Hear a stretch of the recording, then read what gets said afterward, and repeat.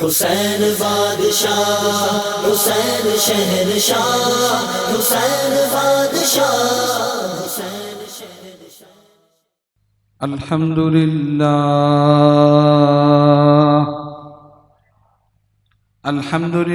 نحمده ونستعینه ونستغفره ونؤمن به ونتوکل علیہ ونعوذ باللہ من شرور انفسنا ومن سیئات اعمالنا من یهده اللہ فلا مضل له ومن يضلله فلا هادي له ونشهد أن لا إله إلا الله وحده لا شريك له ونشهد أن سيدنا ونبينا وشفيعنا وشفاء صدورنا وغوثنا وغياثنا ومغيثنا ومعيننا وقطبنا وفريدنا ونظامنا وسراجنا وأولانا وأشرفنا ونور عيننا محمدا عبده ورسوله اما بعد فاعوذ باللہ من الشیطان الرجیم بسم اللہ الرحمن الرحیم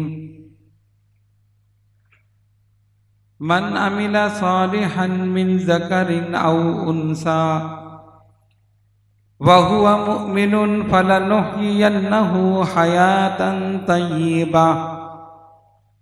صدق اللہ مولانا العظیم وبلغنا رسولہ النبی الکریم ونحن على ذلك لمن الشاهدين والشاكرين والحمد لله رب العالمين۔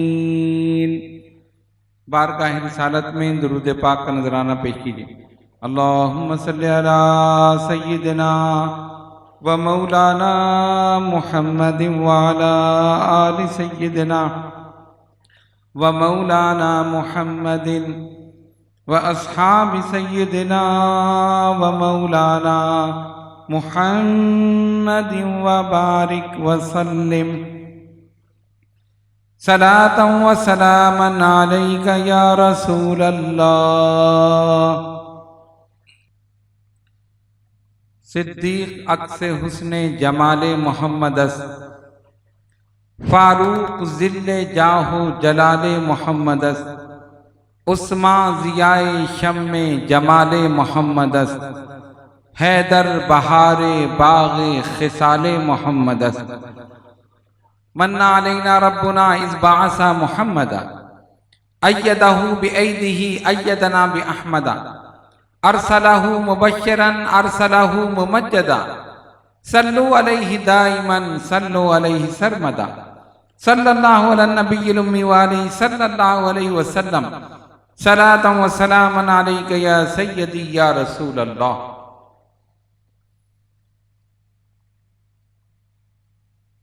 آج ہم آپ حضرات کے سامنے اہل سنت کے 5ویں امام حضرت امام محمد باقر رضی اللہ تعالی عنہ اور چھٹے امام حضرت امام جعفر صادق رضی اللہ تعالی عنہ ان دونوں کے متعلق بیان کریں گے۔ ان کے حالات، واقعات، سیرت، کمالات، اور آپ دیکھیں گے کہ ان کے واقعات میں، ان کے ذکر میں کتنا اثر ہے کہ جب ہم وہ واقعات، وہ کارنامے سنتے ہیں تو ہماری روح میں تازگی پیدا ہوتی، اور کیوں نہ ہو نبی پاک علیہ الصلوۃ والسلام کی آل ہیں، سرکار کی اولاد ہیں، ان کے شہزادے ہیں، تو جب ان کا ذکر ہوگا تو یقیناً اہل ایمان کا ایمان تازہ ہو۔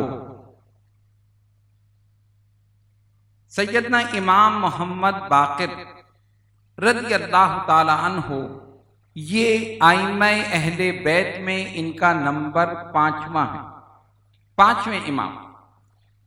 آپ کا نام محمد باقر، کنیت ابو جعفر، والد محترم کا نام امام زین العابدین رضی اللہ تعالی عنہ، جن کا ذکر آپ گزشتہ رات سن چکے۔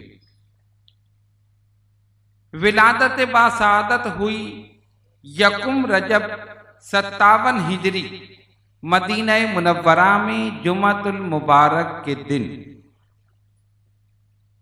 والدہ محترمہ کا نام فاطمہ بنت حسن،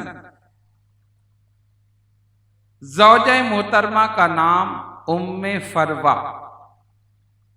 آپ کی ایک خصوصیت یہ ہے کہ اہل بیت اطہار رضوان اللہ تعالی علیہم اجمعین کے 12 اماموں میں آپ کا سلسلہ نسب والد اور والدہ دونوں کی طرف سے نبی پاک علیہ الصلوۃ والسلام سے ملتا۔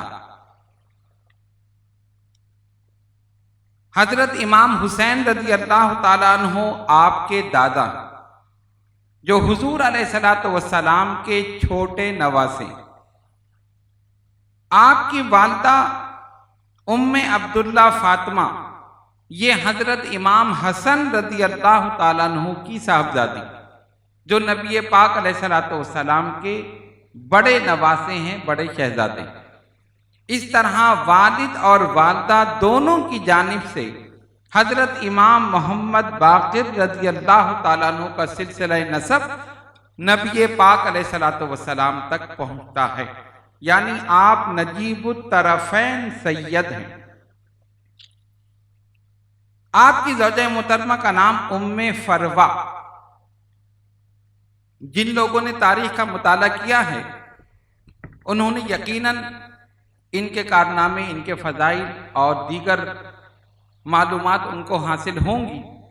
یعنی حضرت ام فروہ رضی اللہ تعالی عنہا، جو امام محمد باقر رضی اللہ تعالی عنہ کی زوجہ محترمہ ہیں، ان کے متعلق ایک اور اہم معلومات جو ہم آپ کے سامنے پیش کر رہے ہیں وہ یہ ہے کہ سیدنا ابو بکر صدیق رضی اللہ تعالی عنہ کے 3 صاحبزادے تھے، حضرت عبد الرحمن رضی اللہ تعالیٰ عنہ، حضرت عبداللہ رضی اللہ تعالیٰ عنہ اور حضرت محمد رضی اللہ تعالیٰ عنہ۔ یہ 3 صاحبزادے حضرت ابو بکر صدیق رضی اللہ تعالیٰ عنہ کے تھے، جس میں حضرت عبداللہ جن کا نام تھا ان کی شہادت ہو گئی، یعنی وہ کسی جنگ میں شہید ہو گئے، جبکہ حضرت عبد الرحمن اور حضرت محمد، یہ 2 صاحبزادے باقی بچے۔ ان دونوں کی شادی ہوئی تو اللہ تعالیٰ نے حضرت محمد رضی اللہ تعالیٰ عنہ کو بیٹا عطا کیا اور حضرت عبد الرحمن رضی اللہ تعالیٰ عنہ کو بیٹی عطا کی۔ حضرت محمد رضی اللہ تعالیٰ عنہ کو جو بیٹی عطا کی، انہوں نے اس بیٹی کا نام اسما رکھا، اور حضرت عبد الرحمن رضی اللہ تعالیٰ عنہ کو جو بیٹا عطا کیا اس کا نام قاسم رکھا۔ یعنی یہ دونوں حضرت ابو بکر صدیق رضی اللہ تعالیٰ عنہ کے صاحبزادے، حضرت عبد الرحمن اور حضرت محمد۔ تو حضرت محمد رضی اللہ تعالیٰ عنہ کو بیٹا عطا کیا جس کا نام قاسم رکھا گیا، اور حضرت عبد الرحمن رضی اللہ تعالیٰ عنہ کو بیٹی عطا کی جس کا نام اسما رکھا گیا۔ قابل ذکر بات یہ ہے کہ حضرت محمد رضی اللہ تعالیٰ عنہ، جو حضرت ابو بکر صدیق رضی اللہ تعالیٰ عنہ کے صاحبزادے تھے، ان کی پرورش ہوئی حضرت علی شیر خدا رضی اللہ تعالیٰ عنہ کی گود میں،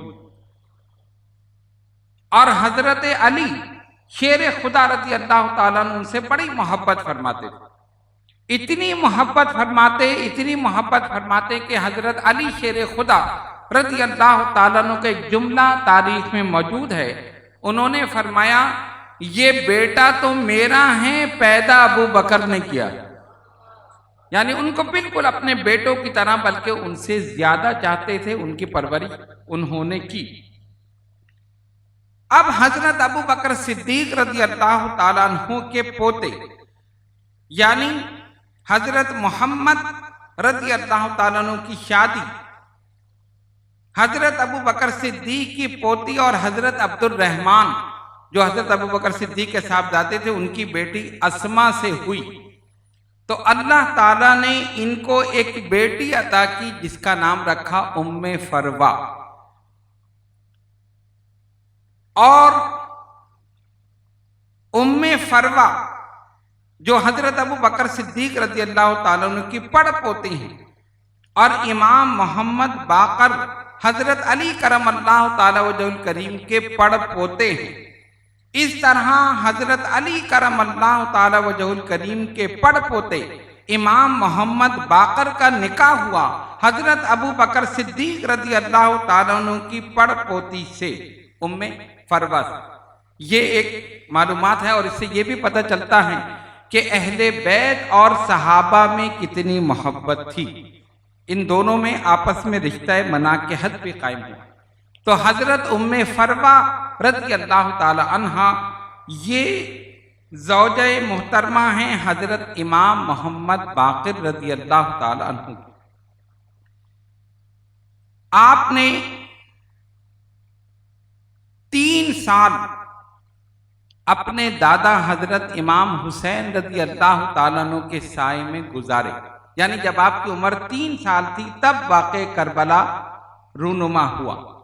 اور ایک روایت میں یہ بھی آیا کہ جو قافلہ کربلا گیا تھا جس میں امام حسین رضی اللہ تعالیٰ عنہ کے تمام اہل بیت اطہار تھے، اس میں 3 سال کی عمر کا یہ بچہ، یعنی اس وقت ان کی عمر 3 سال تھی، حضرت امام محمد باقر رضی اللہ تعالیٰ عنہ یہ بھی اس میں موجود تھے۔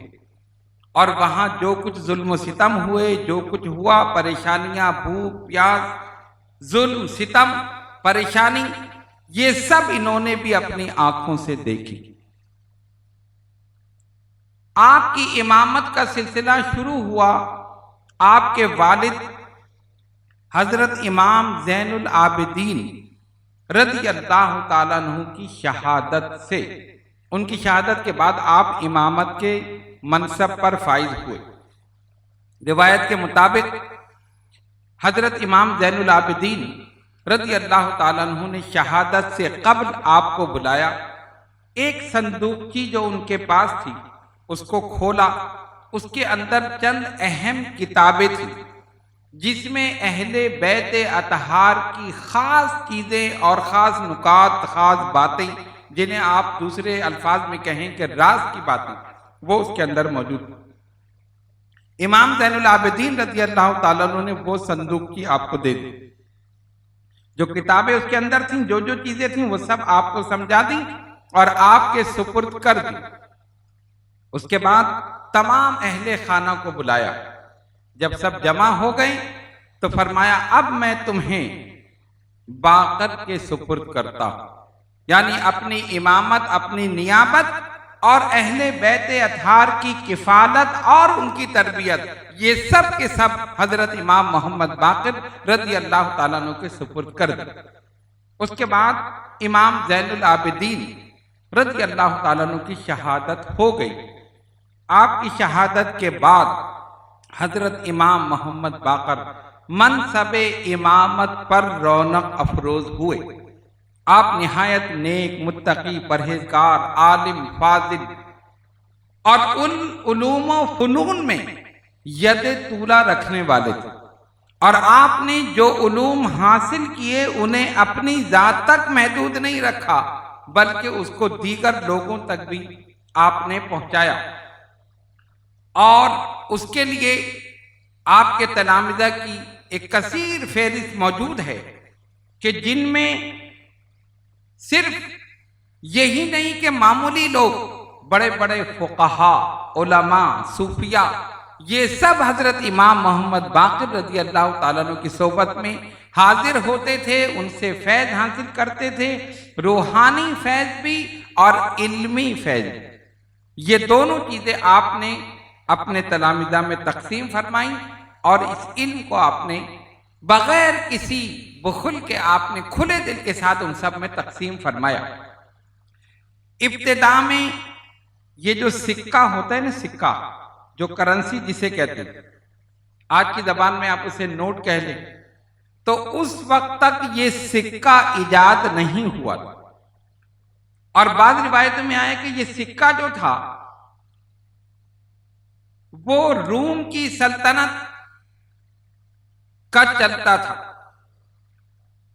کسی بات پر رومی سلطنت میں اور بنو امیہ جو اس وقت اسلامی سلطنت کہلاتی تھی، ان میں کسی بات پر اختلاف ہوا، تو رومیوں نے کہا کہ اب ہم ایسا کریں گے کہ یہ جو سکہ ہے اس پر ایسی بات لکھیں گے جو ان کے نبی حضرت محمد صلی اللہ علیہ وسلم کی شان کے خلاف، یعنی بألفاظ دیگر انہوں نے سرکار دو عالم علیہ السلام کی شان اقدس میں گستاخی کا ارادہ کیا۔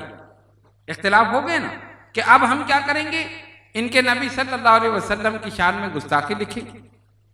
ظاہر ہے مسلمان سب کچھ برداشت کر سکتا ہے، لیکن اپنے نبی صلی اللہ علیہ وسلم کی شان میں گستاخی برداشت نہیں کر سکتا۔ آپ نے دیکھا نا شروع سے آخر تک، اس وقت اگر دیکھیں صحابہ اکرام رضوان اللہ تعالی علیہم اجمعین، ابن خطل جس نے شان رسالت میں گستاخی کی، صحابہ اس کے پیچھے دوڑے کہ اسے قتل کر دیں، دوڑتا ہوا حرم میں آ گیا کہ حرم میں مجھے پناہ مل جائے گی۔ قرآن نے کہا نا وَمَن دَخَلَهُ كَانَ آمِنًا، جو حرم میں آ گیا وہ امن میں آ گیا۔ حرم میں کسی کو مارنا جائز نہیں، حرم میں مکھی مارنا جائز نہیں، حرم میں چھوٹی سے چھوٹی جانور کو یا انسان کو کسی کو مارنا، تکلیف پہنچانا جائز نہیں۔ اسی لیے قرآن نے کہا نا وَمَن دَخَلَهُ كَانَ آمِنًا، جو حرم میں آ گیا وہ امن میں آ گیا۔ تو ابن خطل نے یہ سوچا کہ میں نے تو گستاخی کر لی اور رسول اللہ صلی اللہ علیہ وسلم کے صحابہ میرے پیچھے پڑے ہیں، میں حرم میں داخل ہو جاؤں بچ جاؤں گا۔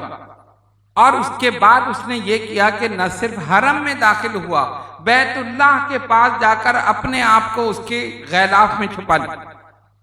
صحابہ نے وہاں سے نکال کر اسے قتل کر دیا کہ یہ گستاخ رسول ہے، واجب القتل ہے۔ پتہ یہ چلا کہ گستاخ رسول کی سزا ہی صرف قتل ہے اور کوئی اس کی سزا نہیں۔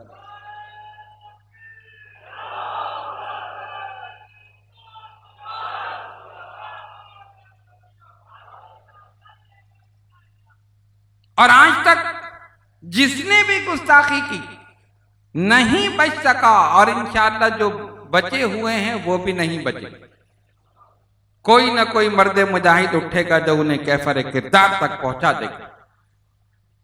تو جب انہوں نے یہ کہا کہ ہم اس کرنسی پر، اس سکے پر مسلمانوں کے نبی صلی اللہ علیہ وسلم کی شان کے خلاف یعنی بالفاظ دیگر گستاخی لکھیں گے، تو ان لوگوں کو تشویش ہوئی، مسلمان پریشان ہوئے۔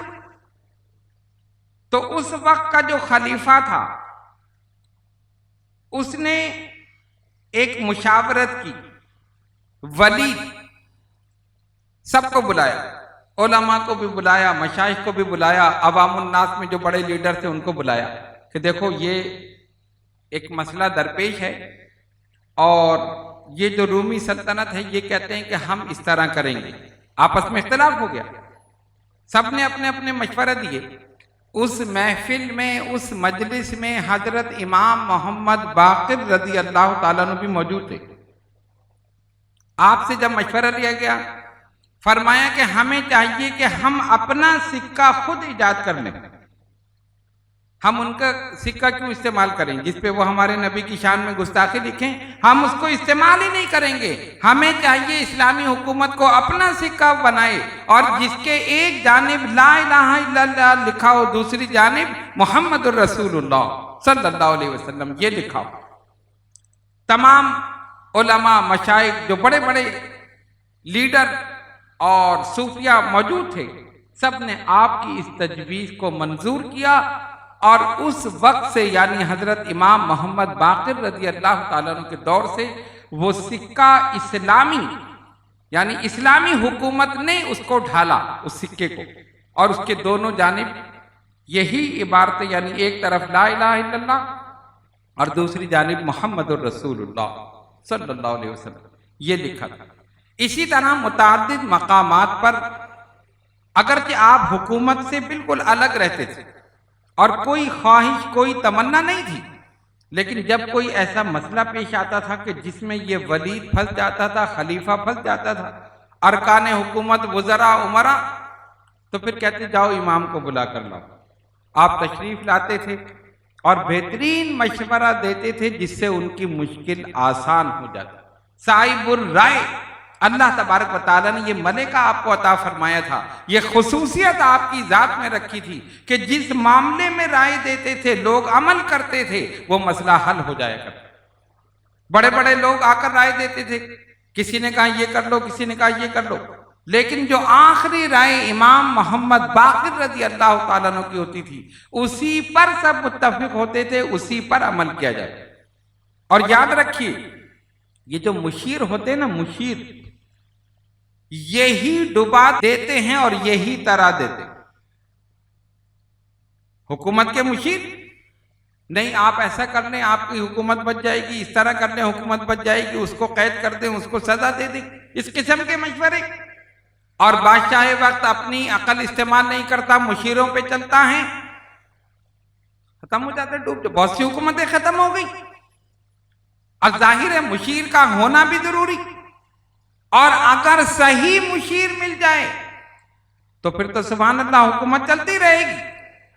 مولا کائنات حضرت علی شیر خدا رضی اللہ تعالیٰ عنہ کے دور میں کتنے فتنے پیدا ہوئے، مسلمانوں میں لڑائیاں ہوئیں، کشت و خون ہوا، ایک فتنہ بلوائیوں کا، ایک ابن سبا کا اور خارجیوں کا، یہ سارے فتنے پیدا ہوئے۔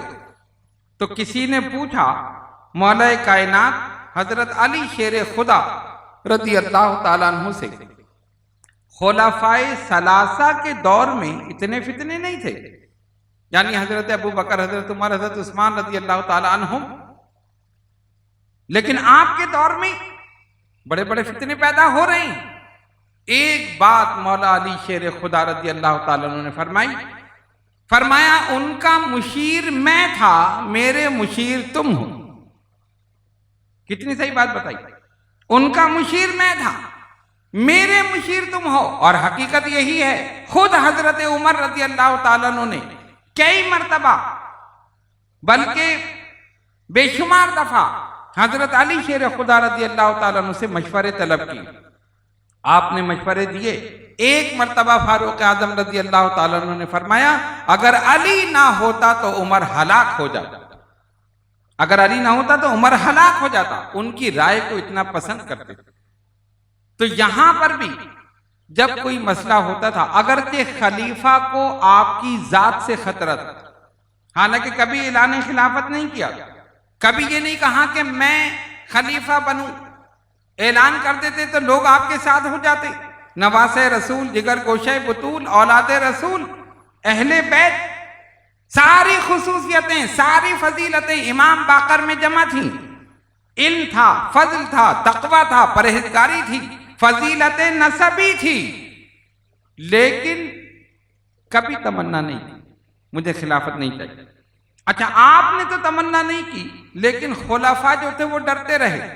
بلکہ آپ شروع سے دیکھیں، امام حسین رضی اللہ تعالیٰ عنہ سے یزید کو خطرہ تھا، انہوں نے اگر اعلان کر دیا خلافت کا تو میری حکومت گئی۔ اسی طرح امام زین العابدین، اس کے بعد امام محمد باقر، پھر اب آپ آگے سنیں گے امام جعفر صادق رضی اللہ تعالیٰ عنہ۔ ہمیشہ بنو امیہ کو اہل بیت سے بغض رہا، عداوت رہی، اور یہی سوچتے رہے کہ یہ ہماری حکومت پر قبضہ نہ کر لے۔ ارے ان کو قبضے کی کیا ضرورت تھی، ان کو تو اللہ نے باطنی حکومت عطا کی۔ بنو امیہ کی حکومت اگر لوگوں کے سروں پر تھی تو اہل بیت کی حکومت لوگوں کے دلوں پر تھی۔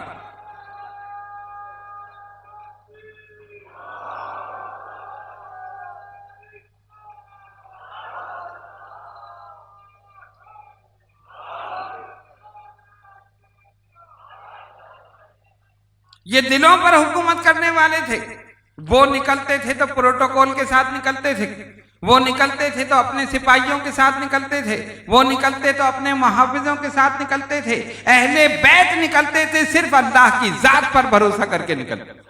ان کو کسی محافظ کی ضرورت نہیں تھی، ان کو کسی پروٹوکول کی ضرورت نہیں تھی، ان کو کسی چیز کی ضرورت نہیں تھی، ارے ساری فضیلتیں تو ان کو حاصل تھی، اور یہ دنیاوی سلطنت یہ ان کی ٹھوکر میں تھی، اللہ نے ان کو باطنی سلطنت عطا کی تھی۔ اسی لیے آپ سارے اماموں کی تاریخ، ان کی سیرت اٹھا کر دیکھ لیں، کسی نے تمنا نہیں کی کہ خلافت مجھے ملے، کسی نے خواہش ظاہر نہیں کی کہ خلافت مجھے ملے، فقیرانہ زندگی گزاری۔ لیکن ادھر یہ خطرہ رہا حکمرانوں کو، کہیں یہ دعویٰ نہ کر دیں، اور یہ اگر دعویٰ کر دیں گے تو سب ان کے ساتھ ہو جائیں گے۔ وجہ کیا تھی؟ وجہ یہ تھی کہ ادھر سب کچھ تھا، صرف ظاہری حکومت نہیں تھی، اور ادھر صرف ظاہری حکومت تھی اور کچھ بھی نہیں تھا۔ بات سمجھ رہے ہیں؟ اہل بیت کے پاس علم تھا، تقوی تھا، پرہیزگاری تھی، خوف خدا تھا، خشیت الہی تھی، فضیلت نسبی تھی، سب کچھ اہل بیت کے پاس تھا، صرف ظاہری حکومت نہیں تھی، باطنی حکومت تھی۔ تو وہ ظاہری حکومت لے کے کیا کرتے؟ اور ادھر بنو امیہ کے پاس صرف حکومت تھی اور کچھ بھی نہیں تھا، اور کچھ نہیں تھا۔ اس لیے جب ہم دونوں کا موازنہ کرتے ہیں تو ہمیشہ، اب آگے چل کے آپ سنیں گے جتنے اماموں کا ذکر آئے گا، ہمیشہ حکومت وقت، خلیفہ وقت کو یہی خطرہ رہا کہ کہیں یہ امام دعویٰ نہ کر دے خلافت کا، کہیں یہ لوگوں سے بیعت لینا شروع نہ کر دے، کہیں یہ میرے خلاف کھڑے نہ ہو جائے، ہمیشہ ڈر رہا۔ انہوں نے کسی سے کوئی مواخذہ نہیں کیا، کوئی لڑائی نہیں کی، اطمینان کے ساتھ، سکون کے ساتھ دین کی خدمت کرتے رہے۔ پھر بھی ان کی طرف سے زہر دیا گیا اور شہادت کے عظیم مرتبے پر یہ لوگ پہنچے۔ کئی امام جو تھے، اب آپ اس میں سنیں گے۔ تو حضرت امام محمد باقر رضی اللہ تعالیٰ عنہ اگرچہ امور سلطنت سے بالکل دور رہتے تھے، کبھی تشریف نہیں لے گئے، لیکن جب کوئی ایسا مسئلہ آتا تھا جس میں مشاورت کی ضرورت پڑتی تھی تو آپ صرف اتنا حصہ لیتے تھے کہ مشورہ دیا اور اس کے بعد واپس تشریف لے آئے، اپنی عبادت میں، ریاضت میں آپ لگے رہے۔ روایت میں آتا ہے کہ ایک مرتبہ شام کے سفر کے دوران عیسائیوں کا ایک بہت بڑا اجتماع ہوا، بڑے بڑے پادری جمع ہوئے اور سارے عیسائی جو تھے وہ جمع ہوئے۔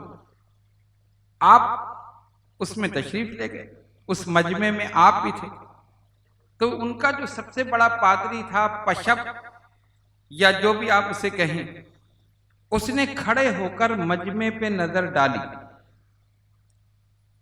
اس کی نظر ٹھہری امام محمد باقر رضی اللہ تعالیٰ عنہ کے چہرے مبارک۔ کیوں ٹھہری؟ میرا ایمان یہ کہتا ہے اس لیے ٹھہری کہ سارے مجمع میں وہی چمک رہے ہوں، سارے مجمع میں انہی کا چہرہ چمک رہا ہوگا۔ ارے اولاد رسول ہیں، جگر گوشہ بطول، نواسہ رسول، اہل بیت کے امام، سب کو دیکھا لیکن نظر ٹھہری تو ان پر، حالانکہ جانتا نہیں تھا کہ یہ کون ہے۔ جب ان پر نظر ٹھہری تو کہتے ہیں آپ کون ہیں؟ عیسائی ہیں یا مسلمان؟ فرمایا مسلمان۔ اچھا، تو آپ عالم ہیں یا نادانوں میں سے ہیں؟ نادانوں کا مطلب کہ جاہل ہیں۔ تو امام نے جواب دیا نادانوں میں سے نہیں ہوں۔ یہ بھی نہیں کہا کہ میں عالم نہیں ہوں، عالم تو تھے، اگر یہ کہتے کہ عالم نہیں ہوں تو جھوٹ ہو جاتا، اور امام جھوٹ بولتے نہیں۔ عالم ہیں یا نادانوں میں سے؟ فرمایا نادانوں میں سے نہیں ہوں۔ اچھا، پھر میں آپ سے چند سوال کرتا ہوں، اگر آپ نے جواب دیے تو میں سمجھ لوں گا کہ واقعی آپ عالم ہیں۔ فرمایا پوچھ سوال۔ کیا سوال کرتا ہے؟ اس نے کہا آپ مسلمانوں کا عقیدہ یہ ہے کہ جنتی جنت میں غذا کھائیں گے، جنتی جنت میں غذا کھائیں گے، انہیں وہاں غذا ملے گی۔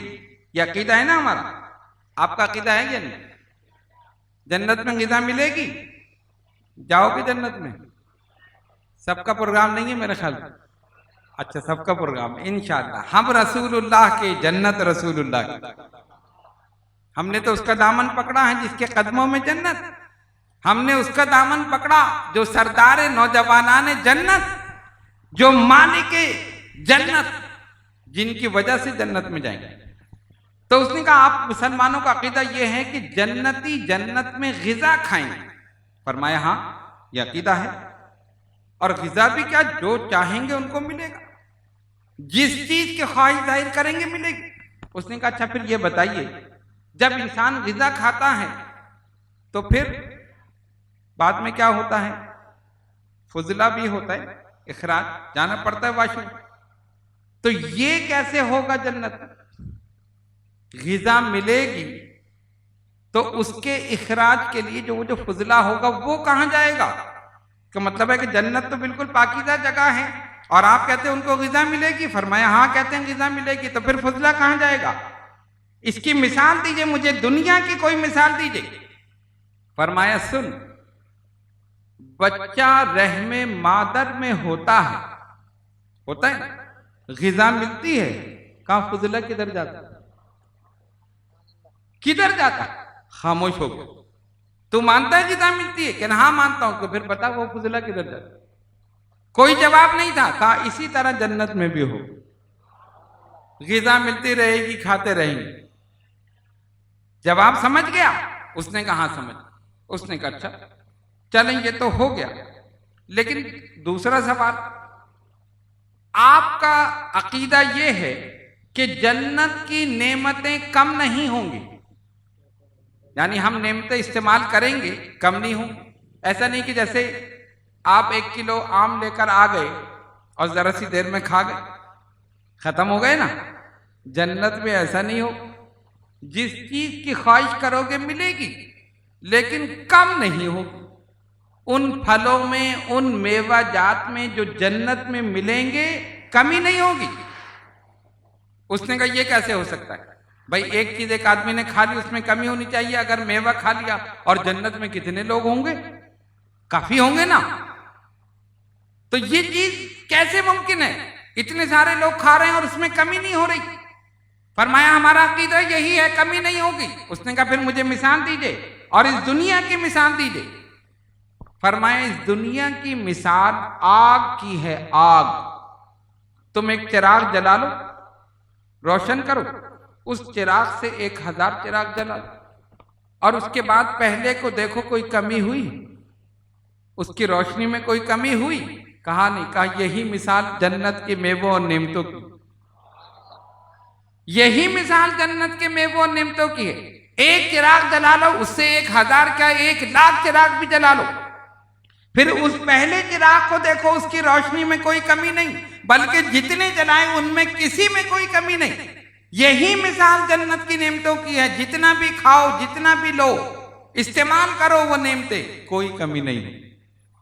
اللہ کا فضل ہی فضل ہے، کرم ہی کرم، رحمت ہی رحمت. برکت ہوگی جنت میں. کیا ہوگا؟ برکت. اور اگر اس دنیا میں رزق حلال کما لو تو خدا کی قسم یہاں بھی برکت. بے برکتی آج اسی وجہ سے ہے کہ رزق حلال کی تلاش میں نہیں نکلتے. جیسا بھی ملا بس لے لو، جیسا بھی مل رہا ہے بس حاصل کر لو. رزق، دولت فی نفس ہی غلط چیز نہیں ہے. صرف 2 چیزیں یاد رکھیے. دولت ہر ایک کو چاہیے نا، پیسے کے بغیر کام نہیں. ہر چیز کے لیے پیسہ چاہیے. کپڑے خریدنے تو پیسہ چاہیے، کھانے کے لیے چاہیے، پینے کے لیے، مکان بنانے کے لیے، ہر چیز کے لیے پیسے کی، دولت کی ضرورت. دولت فی نفس ہی غلط چیز نہیں ہے. 2 چیزیں یاد رکھیے. ایک اس کا حصول صحیح ہو جائے، دوسرا اس کا خرچ صحیح ہو جائے. اس سے بہتر کوئی چیز نہیں. دولت کا حصول کس طرح آ رہی ہے؟ سود کی آمیزش نہ ہو. آج کل کوئی دھیان نہیں رکھتے، جیسا بھی آ رہا ہے چلو ٹھیک ہے، سودی پیسہ لے لیا، سود پر لے لیا، یہ کر لیا. سود بڑھتا ہی چلا جا رہا. اور اگر کہو تو کہتے نہیں جی تو پورا پاکستان ہی سود پہ چل رہا ہے، ہم نے لے لیا تو کیا ہوا؟ ارے پاکستان کو چھوڑو، اپنے آپ کو دیکھو.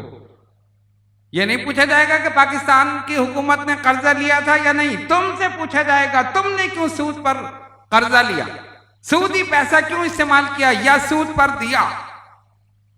جو سود کھاتے ہیں، قرآن کہتے ہیں لا یقومون الا کما یقوم الذی یتخبطہ الشیطان من المس، جو سود کھاتے ہیں وہ اللہ کی بارگاہ میں قیامت میں کھڑے نہیں رہ سکیں گے، اس کی طرح گر جائیں گے جس کو کسی جن نے، شیطان نے اپنا غلبہ کر کے مخبوط الحواس بنا دیا ہو، گر جائیں گے۔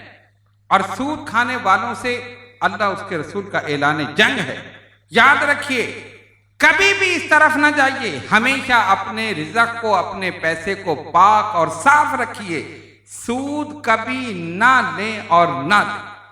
یہ ایسی ایک بیماری ہے کہ انسان اس کے اندر گرتا ہی چلا جاتا ہے، ایک ایسا کنواں ہے کہ اسی کے اندر گر جاتا ہے، وہ بڑھتا ہی رہتا ہے، اتارنے کی نوبت ہی نہیں آتی۔ لیکن برکت ہوتی ہے رزق حلال میں۔ ایک انسان رزق حلال کی تلاش میں نکلتا ہے، اس کا نکلنا بھی عبادت ہے۔ محنت کر کے، کوشش کر کے اس نے حلال کا ایک پیسہ کمایا، اسی میں برکت ہے، اسی میں رحمت ہے، اسی میں اللہ کا کرم ہے۔ اور کروڑوں روپے حرام کے آ گئے، جب وہ کروڑوں روپے حرام کے گھر میں آتے ہیں تو بیماری اپنے ساتھ لاتے ہیں، مصیبت اپنے ساتھ لاتے ہیں، بے چینی لاتے ہیں، بے قراری لاتے ہیں، نیندیں غائب ہو جاتی ہیں۔ نرم گداز گدوں پر سو رہے ہیں، اے سی چل رہا ہے، نیند نہیں آ رہی، اور ایک غریب مزدور کو دیکھو درخت کے نیچے سو رہا۔ کیوں؟ وہ حلال کما رہا ہے، محنت کر رہا ہے۔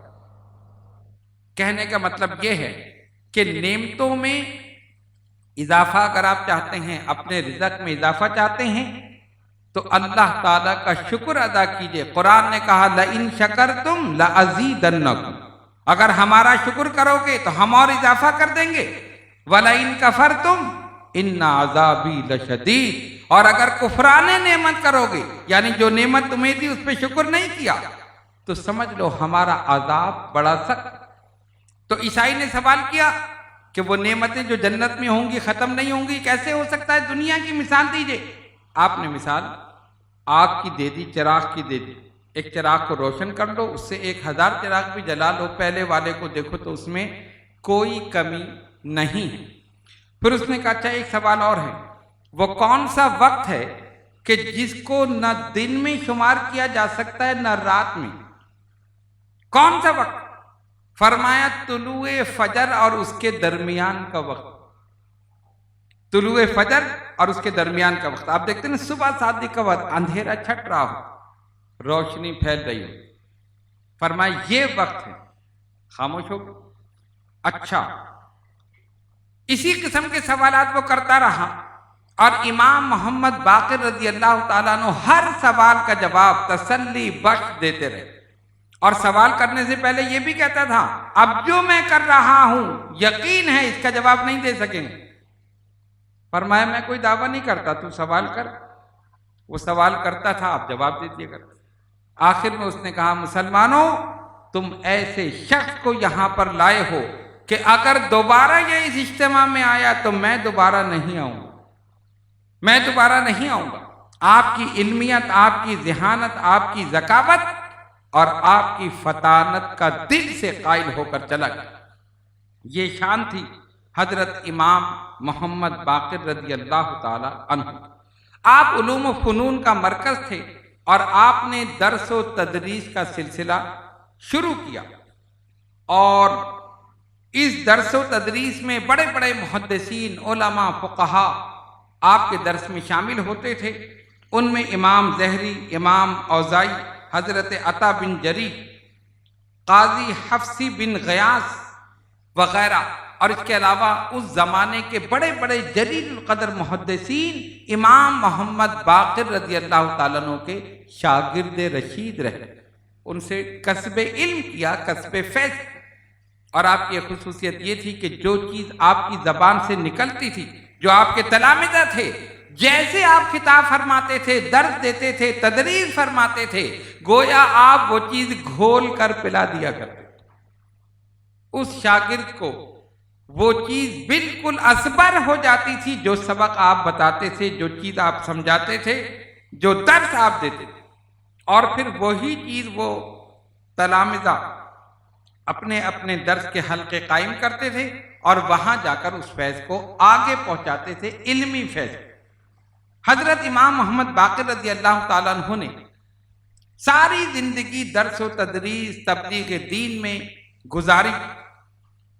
دیگر اماموں کی طرح، اہل بیت کی طرح، یعنی دیگر اہل بیت کے جو دیگر افراد تھے ان کی طرح آپ کو بھی ساری زندگی حکومت وقت، خلیفہ وقت سے بہت زیادہ تکالیف پہنچی، پریشانیاں ہوئیں، طرح طرح سے تنگ کیا گیا، لیکن اللہ کی ذات پر بھروسہ، توکل اور صبر کا دامن آپ نے نہیں چھوڑا، اور ان کو کبھی بھی اس تکلیف کا جواب تکلیف سے، یا دوسرے الفاظ میں کہیں کہ پتھر کا جواب پتھر سے نہیں، اپنے اخلاق سے اس کا جواب دیا، اخلاق کا مظاہرہ کیا۔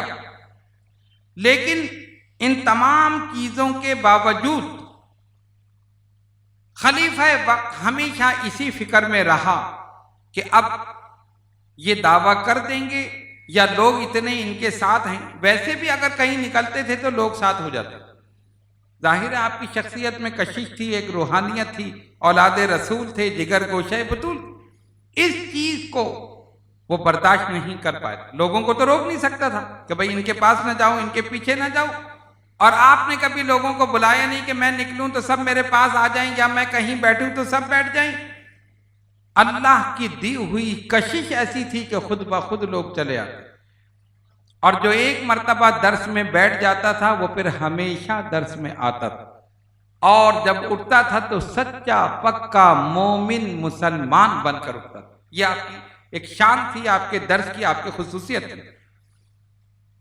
سلطنت شام کو آپ سے بڑی عداوت تھی، نفرت تھی، اہل بیت سے خصوصاً، اور اس نے بہت سے حربے استعمال کیے کہ کوئی بہانہ ایسا ملے کہ جو ہم آپ پر الزام لگا کر آپ کو قید کر دیں۔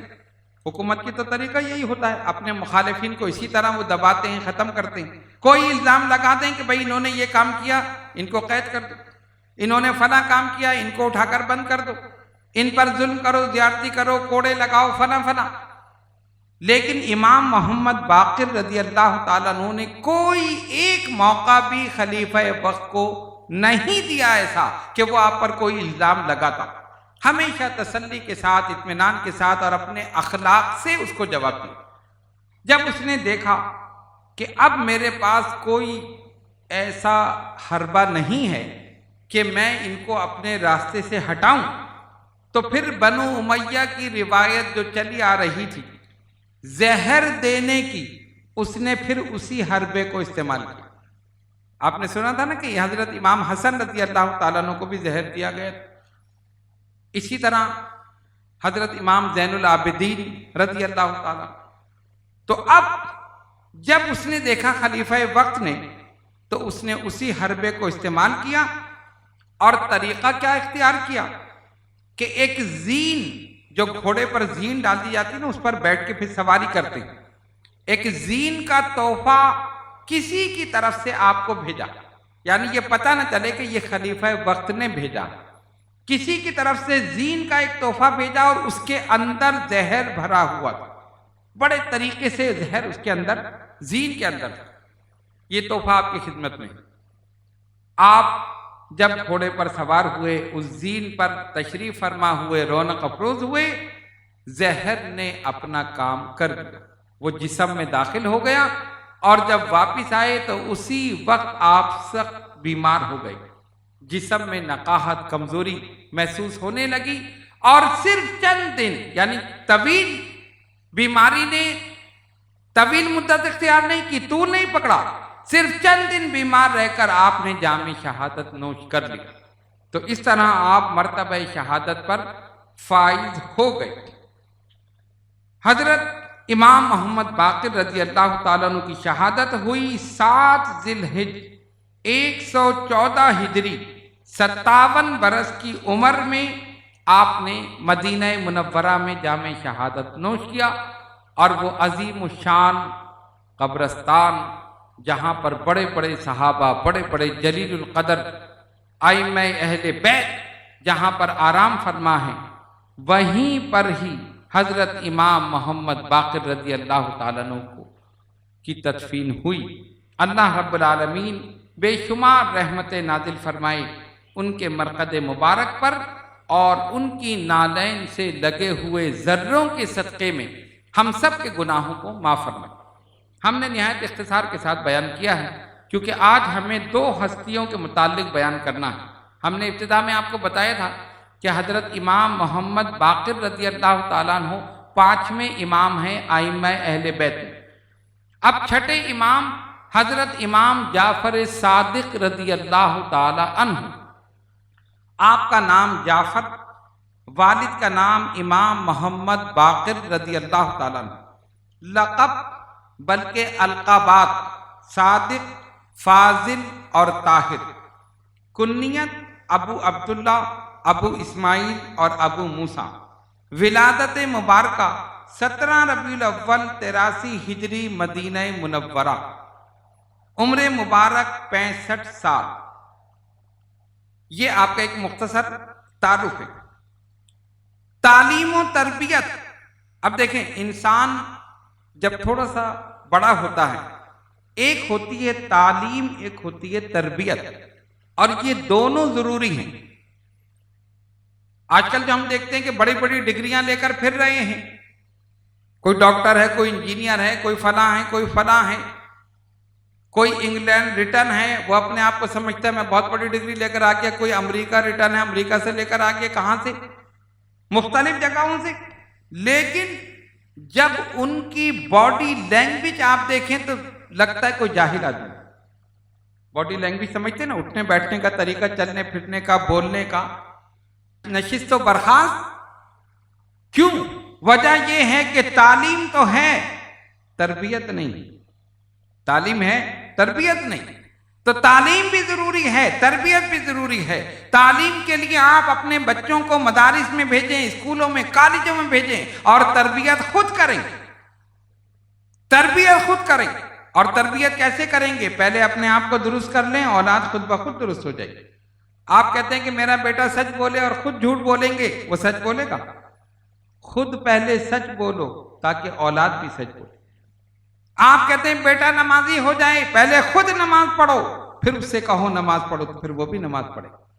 ہم نماز نہ پڑھیں اور بچے سے کہیں کہ چل جا کے مسجد میں نماز پڑھ، کہے گا ابا تو پڑھتے نہیں، مجھ سے کہہ رہے ہیں، ہوگا نہیں۔ تربیت کا اثر ہوتا ہے، ماں کی تربیت کا اثر، باپ کی تربیت کا اثر۔ کسی نے امام حسین رضی اللہ تعالیٰ عنہ کی شہادت، ان کی بہادری، ان کی جرات، ان کا عزم استقلال، یہ ساری چیزیں اس نے سنی، واقعات سنے، تو اس نے کہا کیا بات ہے، کیا اس امت میں کوئی دوسرا حسین نہیں ہوا؟ جواب دینے والے نے کہا دوسرا حسین اس لیے نہیں ہوا کہ کوئی دوسری ماں فاطمہ نہیں ہوئی۔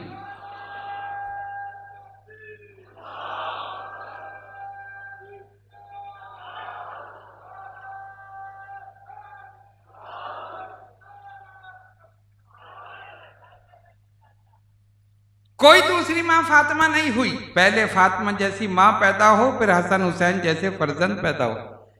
تو میرے بزرگوں اور دوستوں، اگر ہم چاہتے ہیں کہ ہماری اولاد صحیح سمت چلے، اسلام کی تعلیم پر، اسلام کے خطوط پر چلے، تو پہلے ہمیں خود چلنا، ہمیں سچ بولنا ہے تاکہ وہ بھی سچ بولے، ہمیں نماز پڑھنی ہے تاکہ وہ بھی نماز پڑھے۔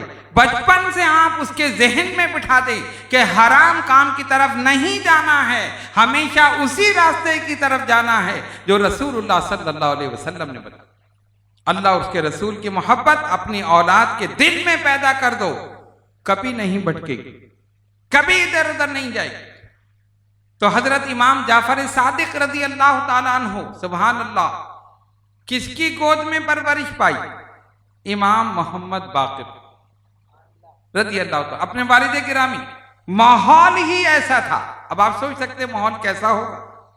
والد گرامی کیا تھے، والدہ محترمہ کیا تھیں، گھر کا ماحول کیا تھا، اہل بیت کے گھرانے کا بچہ کیا تھا، کیسا ہوگا؟ تربیت ہوئی۔ سب سے پہلے آپ نے علم حاصل کیا اپنے والد گرامی حضرت امام محمد باقر رضی اللہ تعالیٰ عنہ۔ اور ایک اور حیران کن بات یہ ہے، یہاں تک تو ملتا ہے کہ آپ نے اپنے والد گرامی سے علم حاصل کیا، سفر و حضر میں ان کے ساتھ رہے، گھر میں ساتھ رہے، ہمیشہ والد گرامی کے ساتھ رہے، ان کے اٹھنے بیٹھنے کو دیکھا، ان کے چلنے پھرنے کو دیکھا، ان کے کھانے پینے کو دیکھا، ان کی نشست و برخاست کو دیکھا، ان کے اقوال ارشادات مبارکہ کو سنا۔ یہ تربیت ہو رہی بچپن سے۔ لیکن حیران کن بات یہ ہے کہ مورخین اس بات پر متفق ہیں کہ آپ نے کسی مدرسے سے نہیں پڑھا، کسی کے آگے زانوِ تلمذ طے نہیں کیا۔ امام محمد جعفر صادق رضی اللہ تعالی، امام جعفر نے، مورخین نے لکھا کہ اس بات پر متفق ہے کہ آپ نے کہیں سے، لیکن علم کا حال کیا تھا؟ بڑے بڑے علماء، بڑے بڑے فقہا، بڑے بڑے محدثین، متکلمین، مفسرین، یہ سب شاگرد ہیں امام جعفر صادق رضی اللہ تعالیٰ عنہ کے۔ اور یہی نہیں بلکہ آپ نے مدینہ طیبہ میں یعنی مسجد نبوی میں اور کوفے کی مساجد میں مدارس قائم فرمائی۔ خود آپ کے مدرسے میں ایک وقت میں 4000 طلبہ ہوتے تھے، 4000 طلبہ ایک وقت میں، ایک دور میں۔ اور وہ 4000 جو ہوتے تھے وہ آپ کے ارشادات کو لکھتے تھے، جو کچھ آپ فرماتے تھے ان کو لکھتے تھے، اور ان کو لکھ کر پھر آگے وہ تحقیق کرتے تھے، اور ان کے ذریعے پھر اپنے علوم میں اضافہ کرتے تھے اور ان علوم میں کتب تحریر کرتے تھے۔ اب آپ اس سے اندازہ لگا سکتے ہیں کہ امام جعفر صادق رضی اللہ تعالیٰ عنہ کیا کیا علوم پڑھاتے تھے جنہوں نے کسی مدرسے سے نہیں پڑھا۔ علم فقہ، علم تفسیر، علم حدیث، علم کلام، علم ریاضی، علم کیمیا۔ اور آپ کے تلامذہ میں جابر بن حیان طرطوسی، ایک بہت بڑا مسلم سائنٹسٹ، سائنسداں، جابر بن حیان شاگرد ہے امام جعفر صادق رضی اللہ تعالیٰ عنہ۔ ریاضی کے مشہور امام جو تھے، اور ان کے علاوہ دیگر علوم کے جو امام تھے، وہ شاگرد ہیں حضرت امام جعفر صادق رضی اللہ تعالیٰ عنہ۔ اور روایت میں یہ آیا، علماء نے لکھا کہ جابر بن حیان نے 400 رسالے لکھے، 400، جو امام جعفر صادق رضی اللہ تعالیٰ عنہ کے ارشادات سے فائدہ حاصل کر کے لکھے۔ یعنی جو کچھ آپ بیان فرماتے تھے یہ بیٹھ کر لکھتے رہتے تھے، اور ان ارشادات کی روشنی میں، یعنی ان ارشادات میں اتنے علوم و فنون تھے، علم تفسیر، علم حدیث، علم فقہ، علم کیمیا، علم ریاضی، علم الکلام، ان تمام علوم پر جو انہوں نے لکھے وہ امام جعفر صادق سے براہ راست فیض حاصل کی، وہ کتابیں تصنیف فرمائیں۔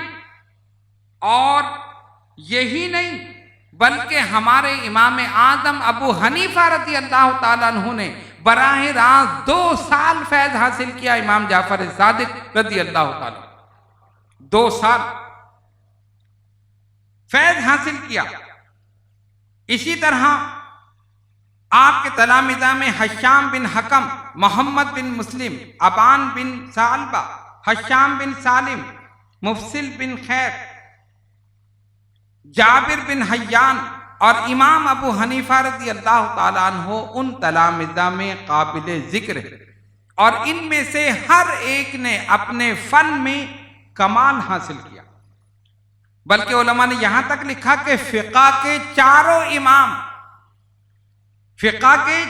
امام نے بالواسطہ یا بلا واسطہ امام جعفر صادق رضی اللہ تعالیٰ عنہ سے فیض حاصل کیا۔ اور امام اعظم ابو حنیفہ رضی اللہ تعالیٰ عنہ فرماتے ہیں کہ امام جعفر صادق رضی اللہ تعالیٰ عنہ کی زندگی میں جو 2 سال میں نے ان سے فیض حاصل کیا، 2 سال تک براہ راست فیض حاصل کیا، تو فرمائیں یہ 2 سال اگر میری زندگی میں نہ ہوتے تو نعمان ہلاک ہو جاتا. آپ کا نام تھا نا نعمان بن ثابت. کہا اگر یہ 2 سال جو میں نے ان سے کسب علم کیا، کسب فیض کیا، اگر یہ میری زندگی میں نہ ہوتے تو نعمان ہلاک ہو جاتا. پتہ یہ چلا کہ جتنے علوم ہیں، ریاضی ہو، علم کلام ہو، علم تفسیر ہو، علم حدیث ہو، علم فقہ ہو، جتنے بھی علوم ہیں آج جو پڑھائے جا رہے ہیں اور ان میں کمال حاصل کیا جا رہا ہے، یہ سب صدقہ ہے اہل بیت اطہار کا، اور یہ تحفہ ہے اہل بیت اطہار کا، امام جعفر صادق رضی اللہ تعالیٰ عنہ. سب نے انہی سے فیض حاصل کیا.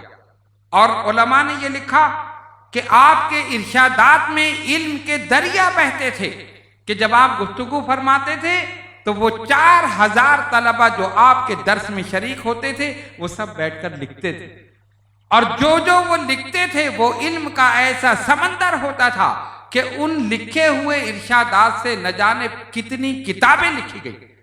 یہ سب فیض حضرت امام جعفر صادق رضی اللہ تعالی عنہ کا جو آج تک جاری ہے اور انشاءاللہ جاری رہے گا.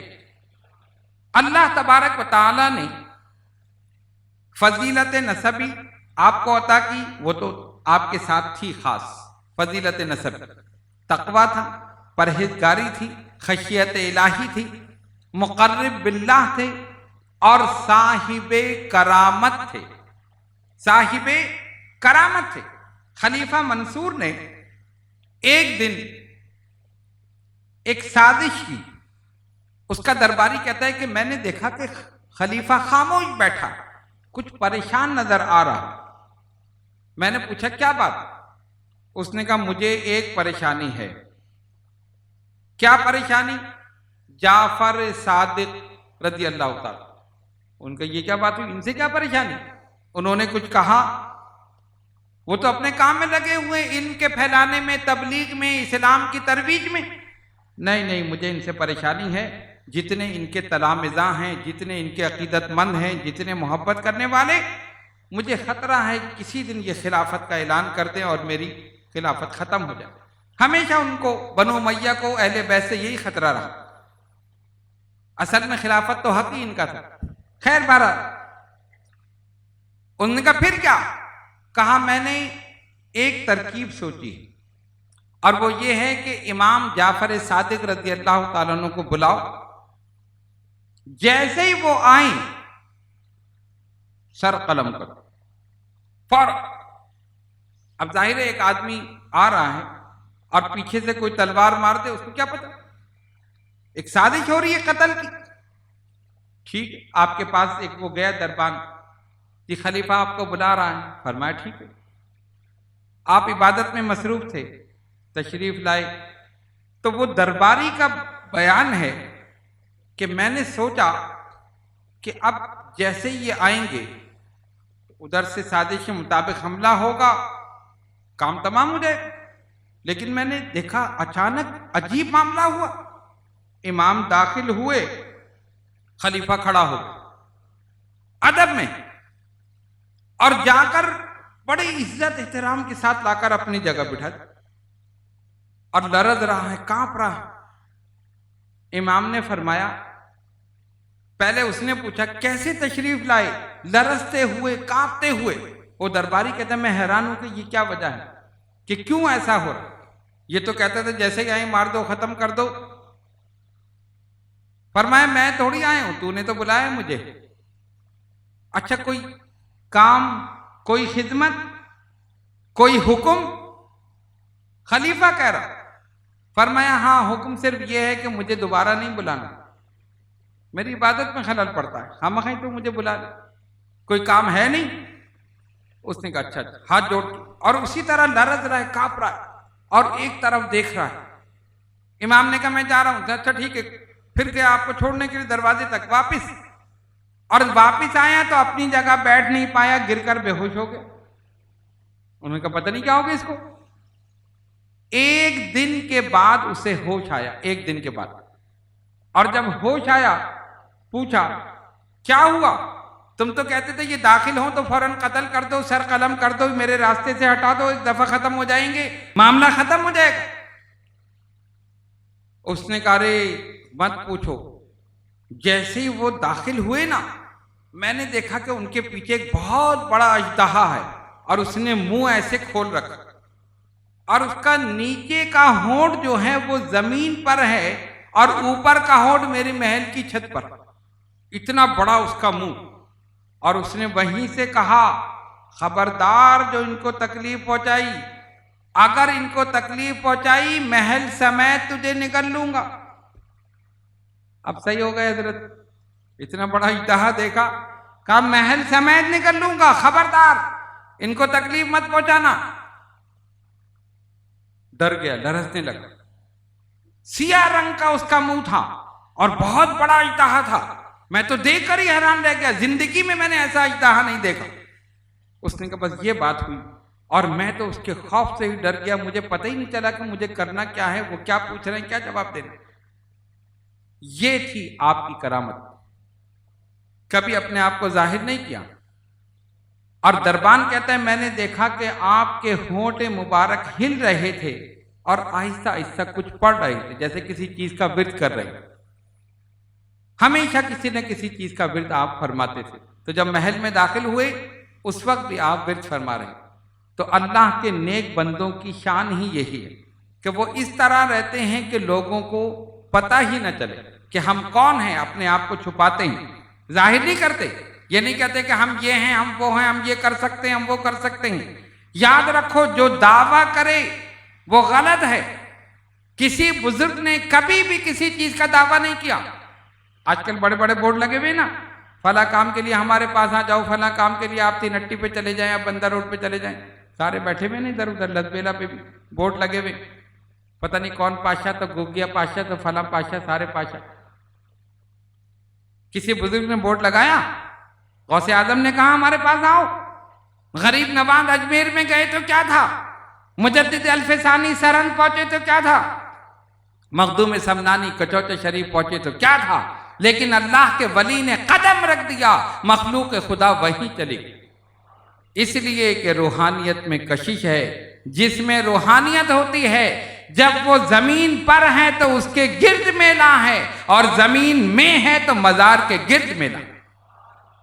اسی لیے کسی نے لکھا خدا والے جہاں میں زندگی کا نور ہوتے ہیں، خدا والے جہاں میں زندگی کا نور ہوتے ہیں، وہ خادم بن کے رہتے ہیں مگر مخدوم ہوتے ہیں۔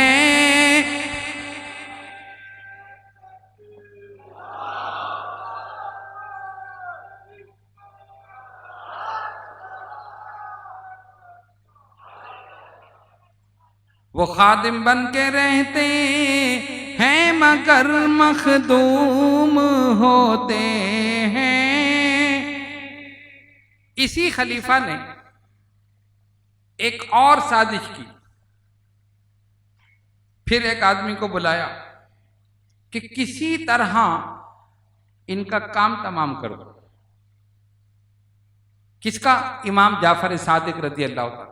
وہی بات اس کو خطرہ تھا کہ کہیں یہ دعویٰ نہ کر دیں خلافت کا، میری حکومت نہ چلی جائے۔ اس مرتبہ اس نے ایسا کیا کہ جب یہ آئیں تو میں ان کو اپنے پاس بٹھاؤں، تم پیچھے سے آ کر وار کر دے۔ پہلے یہ کہا تھا نا محل میں داخل ہوں تو اس وقت،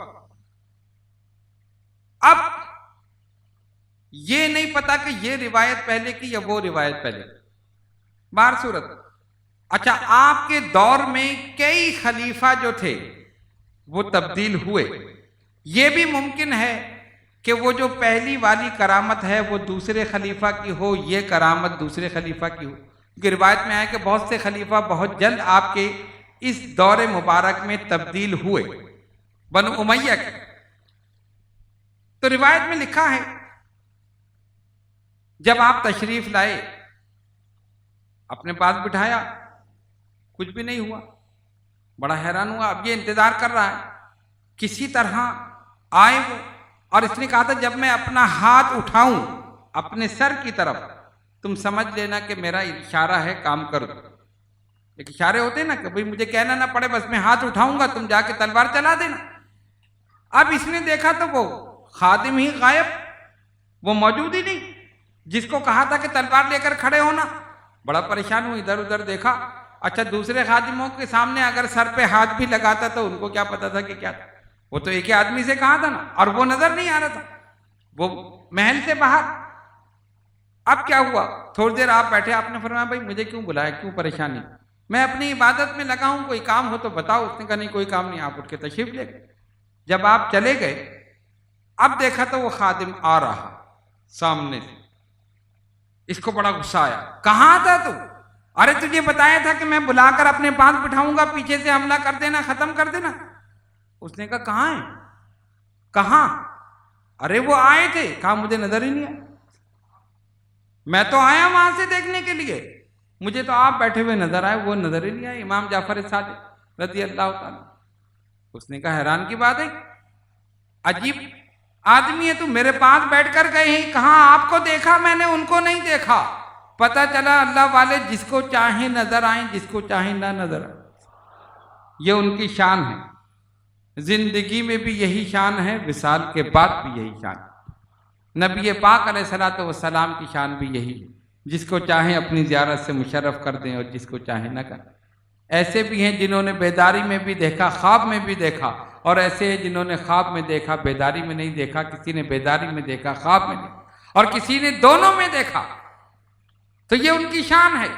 اللہ تبارک و تعالی اس طرح اپنے نیک اور برگزیدہ بندوں کو بچاتا ہے، اور یہ اپنی کرامات اپنی فضیلت جتانے کے لیے نہیں دکھاتے، کوئی مقصد ہو تب دکھاتے، ورنہ کرامت تو ان کے بائیں ہاتھ کا کھیل ہے، جب چاہیں یہ دکھا دیں۔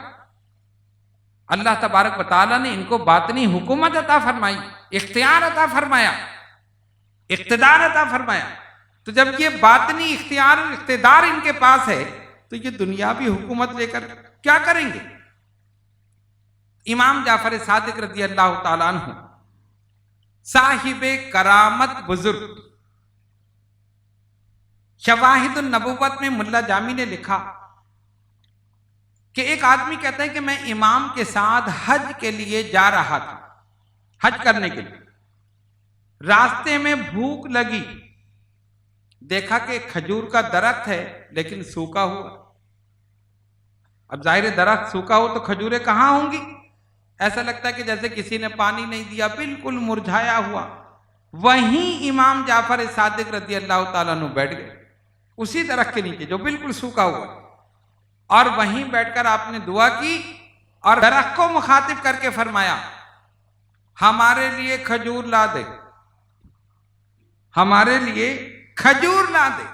کہتے دیکھتے ہی دیکھتے وہ سرسبز ہو گیا، کھجوریں بھی لگ گئی۔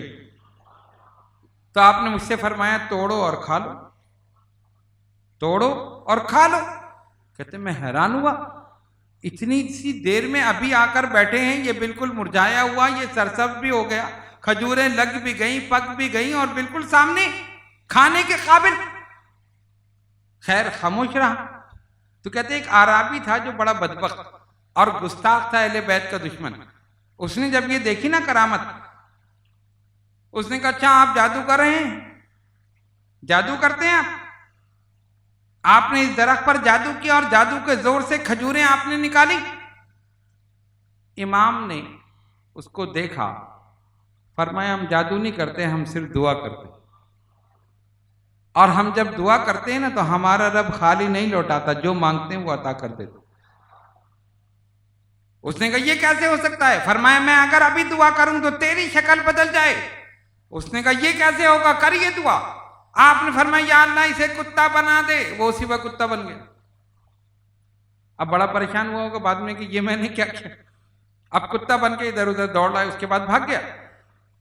تو وہ شخص جس نے یہ بیان کیا، کہتے امام نے مجھ سے فرمایا کہ جاؤ اس کے پیچھے جاؤ، دیکھو کہاں جا رہا۔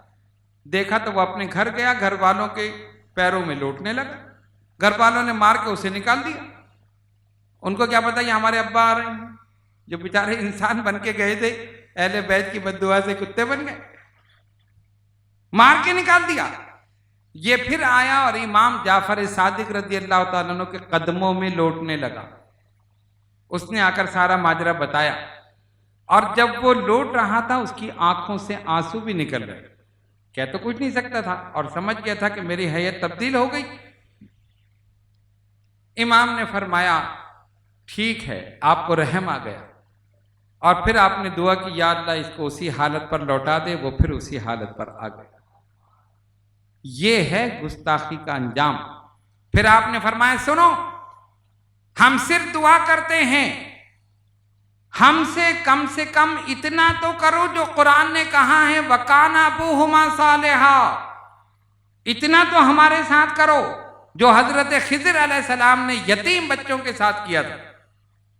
آپ نے سنا نا علماء کرام سے واقعات، سنتے رہتے ہیں آپ لوگ، لیکن ماشاءاللہ آپ لوگوں کی یادداشت بہت تیز ہے. ایک دن جو بتاؤ دوسرے دن غائب. اب پتہ نہیں جب 12 اماموں کا پورا ہو جائے گا تو ایسا نہیں پچھلا سارا غائب ہو جائے. سنے بھی اور یاد بھی رکھی. حضرت موسیٰ حضرت خضر علیہ السلام کا واقعہ تھا نا، وہ تو طویل ہے، میں صرف اشارہ کر کے گزر جاؤں کہ ایک دیوار تھی، وہ گر رہی تھی. حضرت خضر علیہ السلام نے ہاتھ لگا کے اسے سیدھا کر دیا. حضرت موسیٰ علیہ السلام نے فرمایا یہ کیا کیا؟ اس لیے کہ جس گاؤں میں گئے تھے انہوں نے ان کی کوئی مہمان نوازی نہیں کی تھی، کوئی خاطر مدارات نہیں کی، کھانے تک کو نہ پوچھا. تو حضرت موسیٰ علیہ السلام جلالی پیغمبر تھے، ان کو غصہ آیا، کہاں ارے ان لوگوں نے تو ہمارے ساتھ یہ سلوک کیا، نہ کھانے کو پوچھا نہ مہمان نوازی کی، آپ نے دیوار کو سیدھا کر دیا. کم سے کم اس کو سیدھا کرنے کی اجرت ہی ان سے لے لیتے. قرآن نے کہا وَكَانَ أَبُوهُمَا صَالِحًا، ان کا باپ نیک تھا، اس کی نیکی کی وجہ سے اولاد کو صلہ ملا کہ اس دیوار کو سیدھا کر دیا گیا. اور سیدھا اس لیے کیا کہ اس دیوار کے نیچے یتیم بچوں کا خزانہ دفن تھا. دیوار گر جاتی، خزانہ ظاہر ہو جاتا، گاؤں والے لوٹ کر لے جاتے. تو اللہ تبارک و تعالیٰ کے حکم سے حضرت خضر علیہ السلام نے ہاتھ لگا کر دست مبارک اس دیوار جو گر رہی تھی اس کو سیدھا کر دیا. کیوں سیدھا کیا؟ دیوار سیدھی رہی، خزانہ نیچے دبا رہا. جب بچے بڑے ہوں گے، جوان ہوں گے، اللہ کے حکم سے دیوار گرے گی یا جیسے بھی خزانہ ظاہر ہوگا ان کو مل جائے گا. تو حضرت امام جعفر صادق رضی اللہ تعالیٰ عنہ نے فرمایا ارے ہماری عزت نہیں کرتے نہ کرو، ہمیں نہیں مانتے نہ مانو، کم از کم اتنا تو مانو جو قرآن نے کہا وَكَانَ أَبُوهُمَا صَالِحًا. اور حضرت خضر علیہ السلام نے اس کے باپ کی نیکی کی وجہ سے اولاد کو یہ صلہ دیا کہ دیوار کو درست کر دی. اور مفسرین نے لکھا کہ وہ باپ نیک نہیں تھا جس کی صلب سے وہ پیدا ہوئے، ان کی 7ویں 8ویں پشت میں کوئی نیک گزرا تھا، اس کی نیکی چلی آ رہی. غور کرو، 7ویں 8ویں پشت میں اگر کوئی نیک ہو، اس کی نیکی کا صلہ نیچے تک پہنچ رہا ہے، تو جس کا حقیقی باپ ہی امام باقر ہو اس کی کیا شان ہو؟ اور ان کا حقیقی باپ زین العابدین ہو، اور ان کا حقیقی باپ امام حسین رضی اللہ تعالیٰ عنہ ہو، اور ان کا حقیقی باپ مولا کائنات شاہ زمن خیبر شکن آفتاب نبوت کی دلکش کرن حضرت علی شیر خدا رضی اللہ تعالیٰ عنہ ہو. ان کا مقام اور مرتبہ کیا ہو؟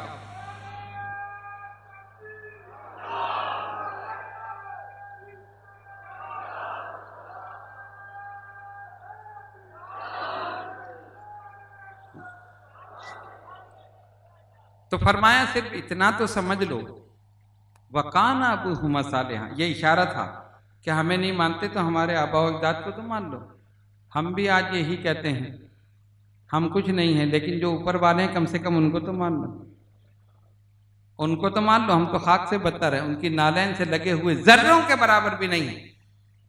ایک فقیر ایک دکان پہ گیا، حلوائی کی دکان تھی، کہا لا مجھے حلوہ دے. اس نے کہا بھاگ یہاں سے، تیرے پاس تو کچھ ہے ہی نہیں، پہلے پیسے نکال تب میں دوں گا. اس نے کہا دیتا ہے یا نہیں ورنہ میں بھی تیری دکان الٹ دوں گا.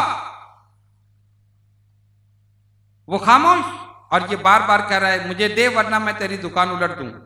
ایک بزرگ گزر رہے تھے، انہوں نے فوراً آسمان کی طرف دیکھا، اس فقیر کی طرف دیکھا، پھٹا پرانا لباس، چہرہ بال گھر سے ہٹے ہوئے، دیکھنے میں بالکل فقیر لگ رہا تھا ہی فقیر.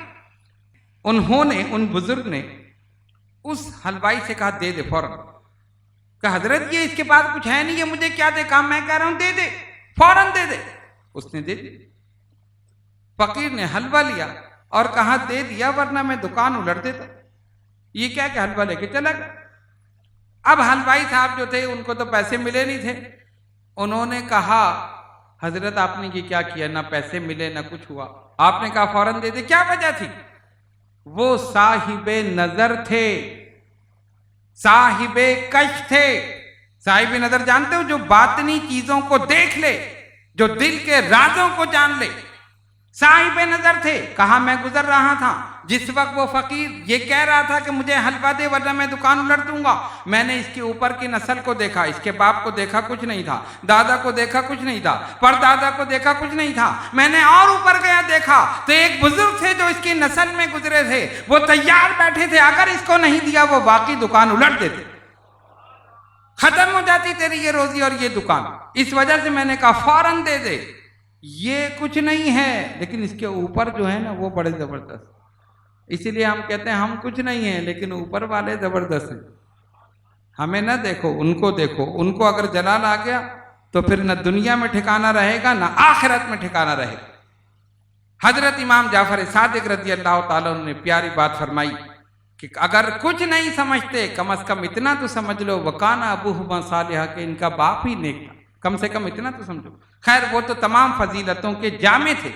جس طرح ہم نے آپ کو بتایا کہ آپ سے حکومت وقت کو ہمیشہ ہی خطرہ رہا کہ کبھی یہ دعویٰ نہ کر دیں، کبھی یہ لوگ ان کے ساتھ جو ہیں ہزاروں لاکھوں کی تعداد میں، طلباء ہی لاکھوں کی تعداد میں تھے، اس کے علاوہ عقیدت مند تو بے شمار تھے. تو خلیفہ اس چکر میں رہا کہ کسی طرح آپ کو راستے سے ہٹا دیا جائے. اس نے بہت کوشش کی کہ کوئی عمل ایسا ہو کہ کسی طرح آپ کو ختم کیا جائے، لیکن آپ نے کوئی موقع اسے نہیں دیا. کبھی سختی بھی ہوئی تو نرمی سے جواب دیا. کئی مرتبہ آپ کو دربار میں بلایا گیا، کئی مرتبہ پوجیت کی گئی. فرمایا بھئی ہمیں کیوں بلاتے ہو، ہماری عبادت میں خلل پڑتا ہے، ہمیں اس سے کیا کام ہے. اگر کوئی دینی معاملہ ہے، کوئی مسئلہ ہے، کوئی پریشانی ہے تو ہمیں بلاؤ، ہم دعا کر دیں گے، مسئلہ حل ہو جائے گا. خیر بہر صورت وہی ایک حربہ بنو امیہ کا زہر، انہوں نے وہی حربہ استعمال کیا اور مدینے کے گورنر کے ذریعے زہر ایک چیز میں ملا کر آپ کو دے دیا.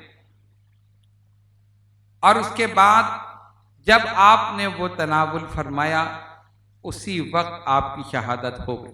اتنا زہر قاتل تھا کہ اس میں بچنے کی کوئی امید نہیں تھی. آپ کی شہادت 25 شوال 148 ہجری 65 سال کی عمر میں ہوئی. آپ کے فرزند جانشین حضرت امام موسیٰ کاظم رضی اللہ تعالیٰ عنہ نے تجہیز و تکفین کی اور انہوں نے ہی آپ کی نماز جنازہ پڑھائی.